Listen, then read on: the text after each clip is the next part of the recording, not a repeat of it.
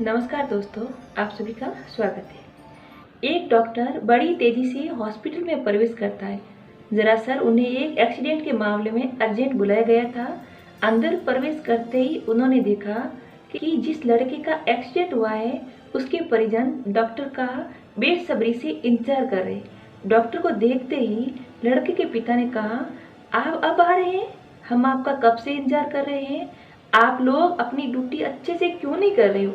अगर मेरे बेटे को कुछ हुआ उसके जिम्मेदार आप होंगे।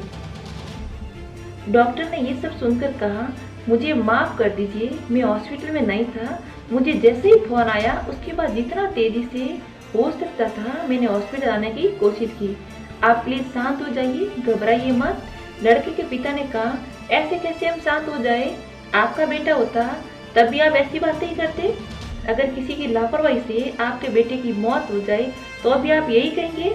डॉक्टर ने कहा कि आप भगवान से दुआ कीजिए, सब ठीक हो जाएगा। इतना कहते हुए वो ऑपरेशन थिएटर में चले गए और लड़के के पिता अभी भी बड़बड़ाए जा रहे थे। आगे वो कहने लगे कि किसी को सलाह देना बहुत आसान है और जिस पर बीत रही है ना वही समझता है। ऑपरेशन थिएटर में लगभग 1-1.5 घंटा बीत जाने के बाद डॉक्टर बाहर निकले।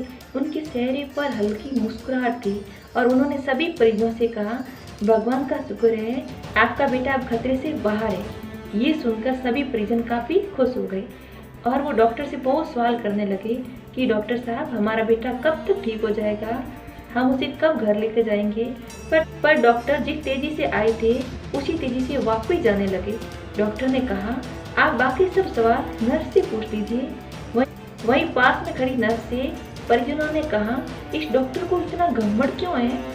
अगर ये 2 मिनट रुकते तो हमारे प्रश्नों के जवाब नहीं दे सकते थे। नर्स की आंखों में आंसू थे। नर्स ने दर्द भरे स्वर में कहा कि दरअसल डॉक्टर साहब के बेटे की आज सुबह ही एक भयानक एक्सीडेंट में मौत हो गई है। जब हमने उन्हें फोन लगाया तब वो अपने बेटे का अंतिम संस्कार करने जा रहे थे, पर वे यहाँ आए। आपके बेटे का इलाज करने के बाद वो अब अपने लाडले का अंतिम संस्कार करेंगे। ये सुनकर सारे परिजन स्तब्ध रह गए। उनको अपनी गलती का एहसास हुआ। दोस्तों, कई बार हम स्थिति को जाने बगैर उस पर रिएक्ट ज़्यादा कर देते हैं।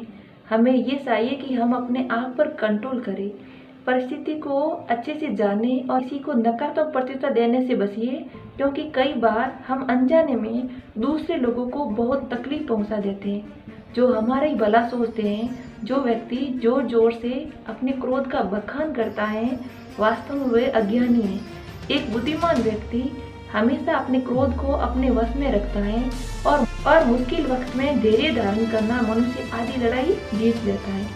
एक बात हमेशा याद रखिए, सही और गलत हमारे मन की धारणा है। धारणा हमेशा मन पर निर्भर करती है। मन हमारे विचार पर निर्भर करता है और विचार आप पर निर्भर करते हैं। किसी की खामोशी को समझना सीखिए, क्योंकि अक्सर टूटे हुए लोग अपने शब्दों का इस्तेमाल नहीं करते। थैंक यू दोस्तों।